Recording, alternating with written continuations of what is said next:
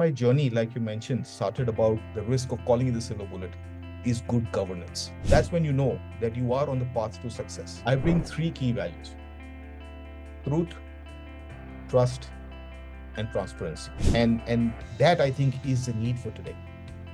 Build organizations that are more responsible, not just economically.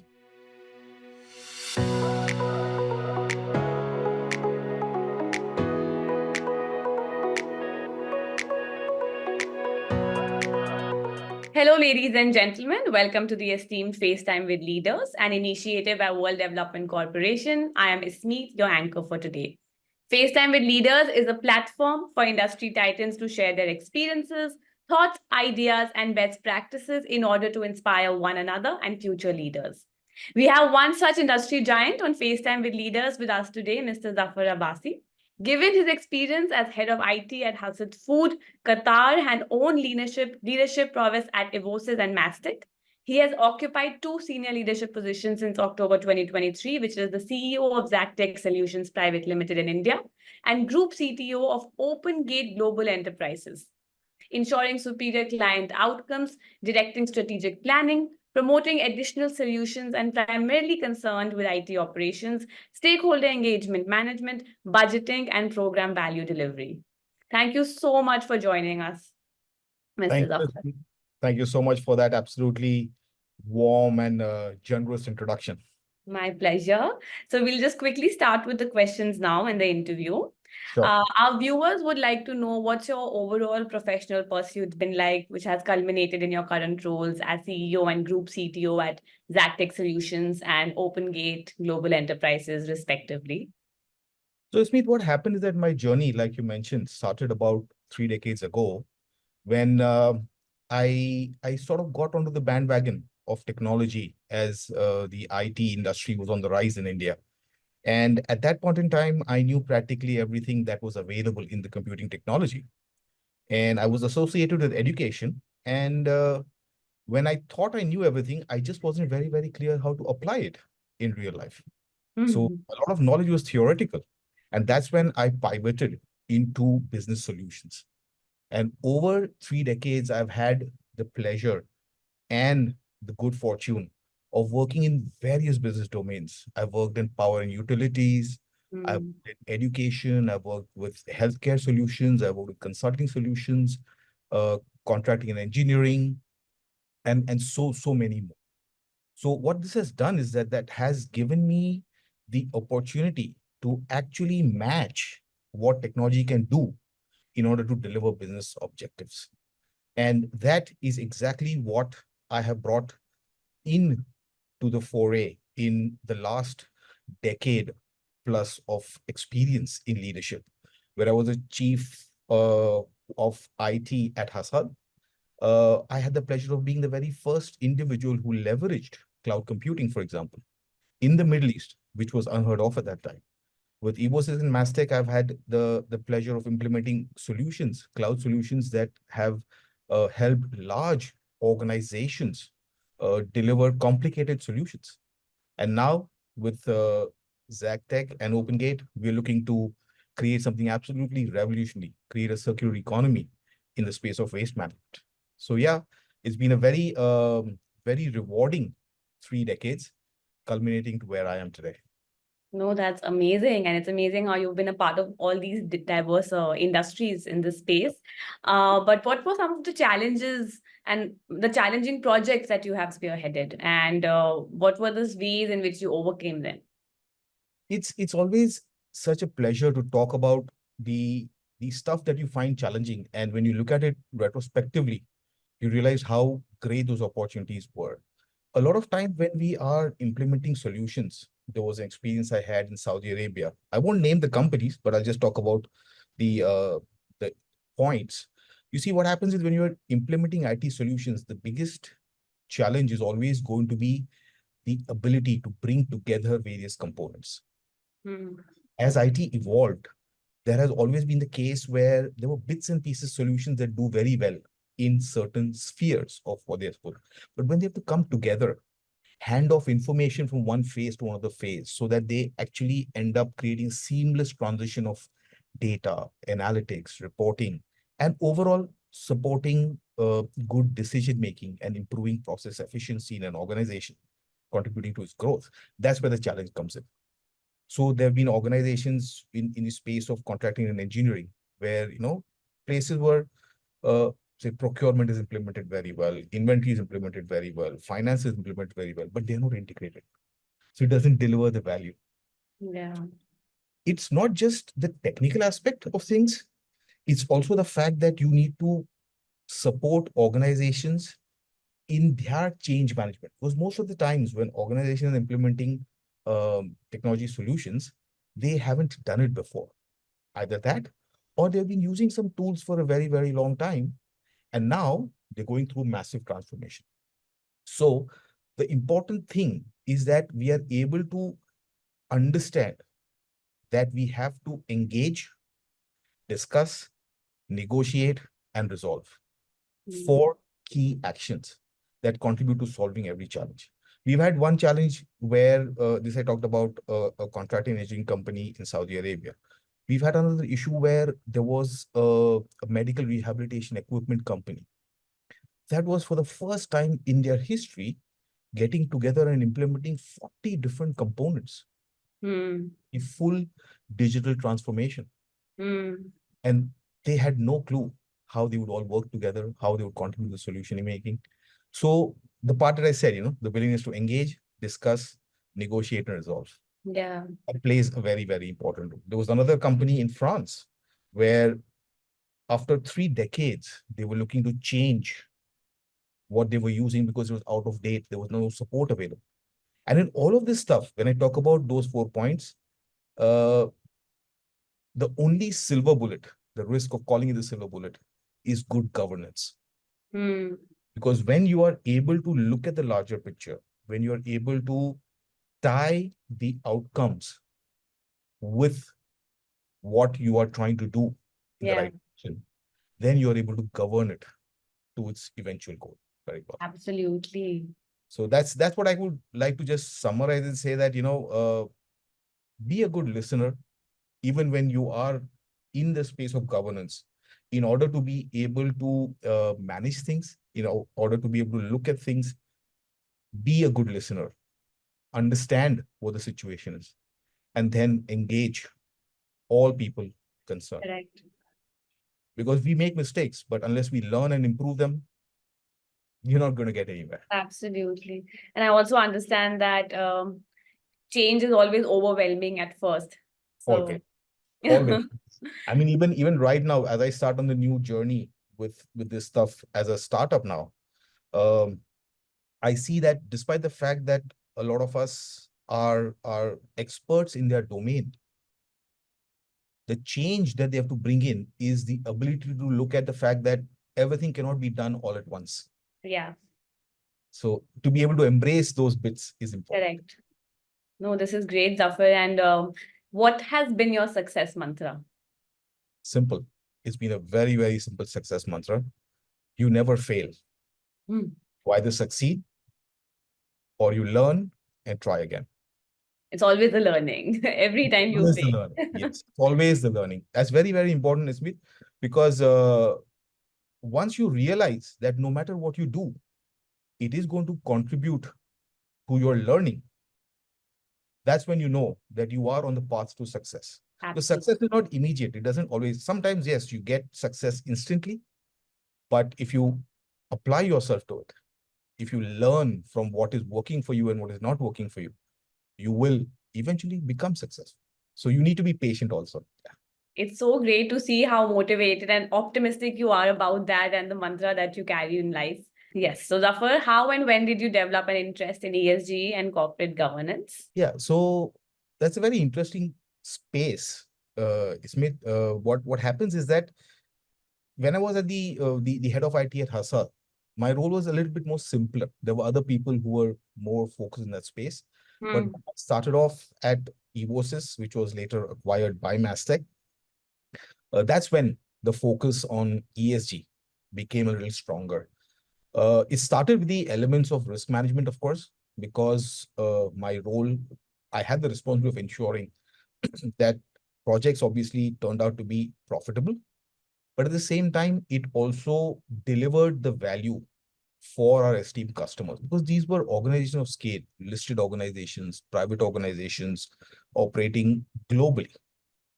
Therefore, the way they were using technology is to deliver, or basically to assess the business value and deliver the right information, which then helps in the overall governance. So risk management was where it all started with. And obviously, what happens is that when you look at the amount of, let's say, transactions or the business domains, and you learn more and more about them, you also start leaning into the space of sustainability. Because while businesses are about economic success, how the cost at which they achieve that success and how are they able to give back to the society is equally important. So there are some really, really great examples in front of us. In India, you might say that, one organization is extremely revered and successful financially, but the one name that always, absolutely always strikes right on top in terms of sustainability and social gain is the Tata Group. The Absolutely. respect that it has, the reverence it has. Nobody ever seems to want to even speak ill about the Tata. Even if they make mistakes, we're going to overlook them because of the good that they do. So these are some of the elements. And then, there's a very interesting thing. When I was studying economics, I didn't understand it. But now, with the experience, I understand the value of what is called Maslow's theory of needs. Over my experience, I've come to that point where I am wanting to do something which is a lot more rewarding beyond financial gain, beyond economics. So yes, these are some of the things that brought me into the space or into the interest that focused on the sustainability, the environmental aspects of what we do and how we do it.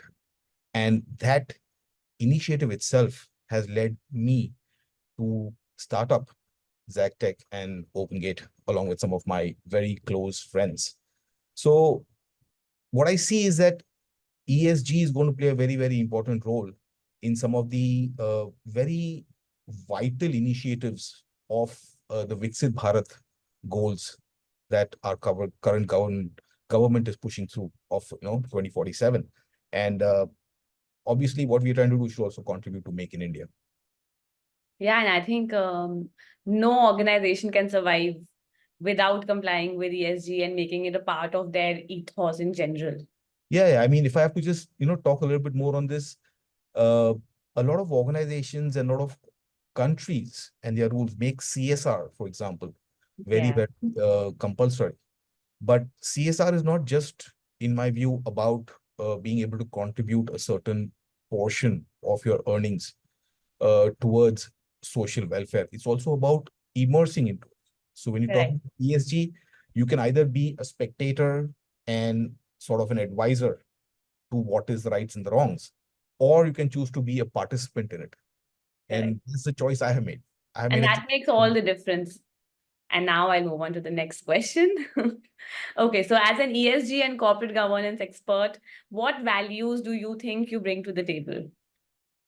I bring three key values: truth, trust, and transparency. Exactly the three values, like I was mentioning a little while earlier, that led me into my current task or assignment, if I might call it, to building a circular economy in waste management. Hmm. The desire to actually build something of value, to create a better environment for people who have been working in the space, but not really rewarded in the right fashion. So using truth, trust, and transparency, what we want to do is that achieve what we would call a triple bottom line: social gain, ecological contribution, and economic rise. And what are some of the changes that you expect to see with the advent of IoT, AI, blockchain, cloud, and Web 3.0 in your field? Well, technology is fast evolving. Just yesterday, I was talking to an AI expert because we're looking to engage and use AI also quite effectively in what we are doing. And the expert was of the view that within 3 months, everything gets outdated in today's evolving technology. That being said, there are certain fundamental concepts that play an important role. When I talk about transparency, IoT is one such technology that brings transparency to the fore because it can be used in initiatives where there is a need for traceability. There are various things that we do in industry today that require the need for the right amount of tracking and tracing. And that's in a nutshell where IoT plays a very, very big role. The point is whether you understand its applicability well enough in warehouse areas, in fleet management, in tracking precious cargo. IoT plays a very, very important role. In fact, it also plays a very strong role in stuff like, today you have the technology which says crash detection, medical aid coming through. You get in an accident, you are unable to, put a message out because your device is IoT enabled. They can call out for help. So many such things. We talk about cloud, AI, machine learning. All of this will contribute towards actually both consolidating as well as distributing technology based on the need. And importantly, bring in efficiency in repetitive tasks. One of the biggest things that causes human error is fatigue. And these tools really contribute to overcoming fatigue and making sure that besides overcoming fatigue and doing these repetitive tasks efficiently, they also make sure that the cost of ownership of such solutions is reduced quite significantly. Correct. I think there are other technologies also, like we talk about digital twins, big data. These are also stuff that can actually, ensure that one of the biggest problems that we have is the part that events happen at a certain place. Events generate data. Data needs to go back into systems. Once it goes into systems, it gives you a lot of insights, analytics, ability to make decisions. Big data can contribute in these spaces where you can capture data at source and actually enhance decision making. And all of these technologies together culminated in what we see today as Web 3.0. When the internet started, I think it was almost 25 years ago, the organization I was working in, I was part of the internet evangelism team. At that time, our excitement was only about the fact that, oh, you can deliver messages seamlessly.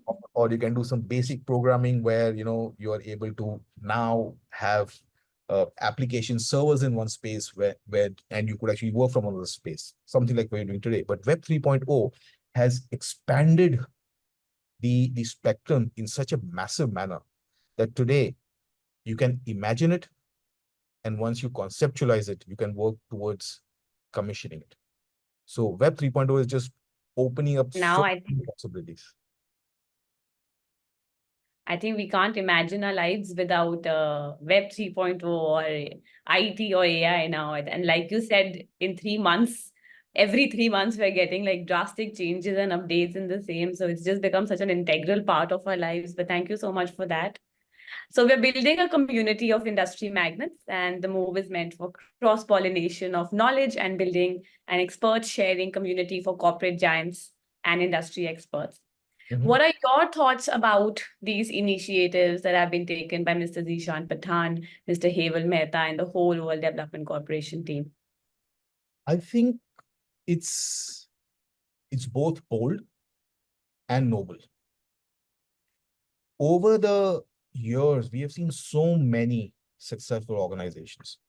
People have achieved. We most of the times just read about them.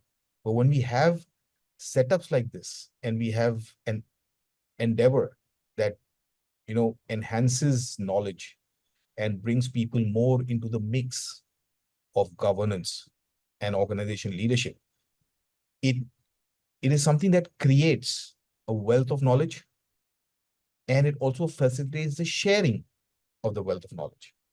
And that, I think, is the need for today. Build organizations that are more responsible, not just economically, but ecologically also, and socially too. And I think this initiative contributes in a very, unspoken manner. I mean, you don't see the values of it Yeah, quite directly, but when you're building communities like this and getting the people together, the role that they would have to play in the world that we build tomorrow is absolutely stupendous. correct. True. Yeah. Thank you, Zafar. It was fantastic conversing with you, and I'm confident that your insights will inspire all our future leaders. Thank you so much for joining us today and wish you all the best for your future endeavors. Thank you. Moreover, trust that this initiative by Directors Institute unquestionably has expanded the participants' understanding and it has enriched their minds. It Thank has. you so much for taking out the time for this. Thank you once again, Speed. You have a good day.